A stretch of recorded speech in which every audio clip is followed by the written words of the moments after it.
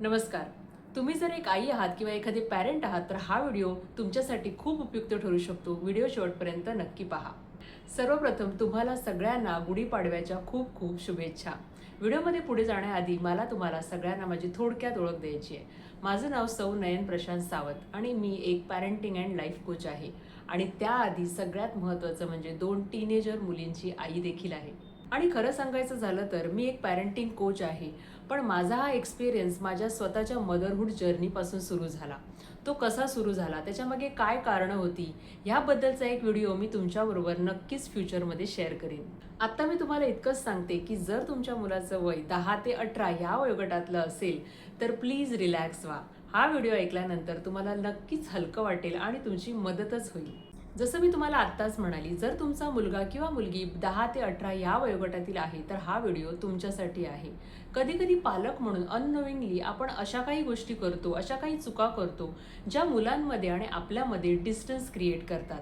त्यामुळे आजपासून ह्या 5 गोष्टी तुम्हाला त्वरित थांबवायच्या आहेत. सगळ्यात पहिलं, ह्या वयामध्ये ते आपलं सगळंच ऐकतील अशी अपेक्षा ठेवू नका किंवा हा अट्टाहास सोडून द्या. थोडे पेशन्स ठेवा आणि अननेसेसरी त्यांच्यावरती कोणताही प्रेशर टाकू नका, कारण आपल्या अपेक्षांचं त्यांना ओझं वाटायला लागतं. दुसरी महत्त्वाची गोष्ट, त्यांच्या भावनांकडे दुर्लक्ष करू नका. जेव्हा ते काही सांगायला येतात, शेअर करायला येतात, तेव्हा त्यांचं पूर्णपणे ऐकून घ्या. मध्ये मध्ये त्यांना तोडू नका. अगदी त्यांचं म्हणणं तुम्हाला पटत जरी नसेल तरी सुद्धा त्यांचं बोलणं मध्येच थांबवू नका. कारण जर आपण त्यांच्याकडे दुर्लक्ष केलं तर त्यांना वाटायला लागतं की आपल्या फिलिंग्स, माझ्या पॅरेंट्ससाठी इम्पॉर्टंट नाही आहेत. त्यामुळे हळूहळू ते सगळंच शेअर करायचं थांबतात. तिसरी महत्त्वाची गोष्ट, कंपॅरिझन, तुलना करणं थांबवा. हा बघ असा, तो बघ अमक्याचा तसा, आपल्या बाजूचा मुलगा बघ किती अभ्यास करतो आणि तू बघ. त्यामुळे त्यांची तुलना करणं थांबवा. अगदी त्यांच्या भावंडांसोबत सुद्धा त्यांची तुलना करू नका.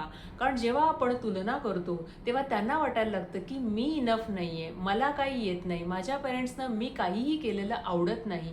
आणि मग हळूहळू ते आपल्यापासून दूर जायला लागतात आणि त्यांचा कॉन्फिडन्स सुद्धा हळूहळू कमी व्हायला लागतो. चौथी महत्त्वाची गोष्ट, त्यांचा प्रत्येक डिसिजन घेणं थांबवा. त्यांना सुद्धा त्यांच्या त्यांच्या गोष्टी हँडल करू दे. कारण जेव्हा आपण त्यांना प्रत्येक गोष्टीचं उत्तर देतो, प्रत्येक गोष्ट त्यांची सॉल्व्ह करायला लागतो, तेव्हा मुलं पूर्णपणे आपल्यावरती डिपेंड होतात आणि त्यांचे निर्णय ते स्वतः घ्यायला शिकत नाहीत. आणि जेव्हा आपण त्यांना चॉईस देतो तेव्हा ते हळूहळू रिस्पॉन्सिबल बनायला लागतात आणि त्यांचा आत्मविश्वास हळूहळू वाढायला लागतो. आणि 5वी सगळ्यात महत्त्वाची गोष्ट, आणि बरेच पॅरेंट्स इथे मिस्टेक करतात, आणि ती म्हणजे लेक्चर देणं.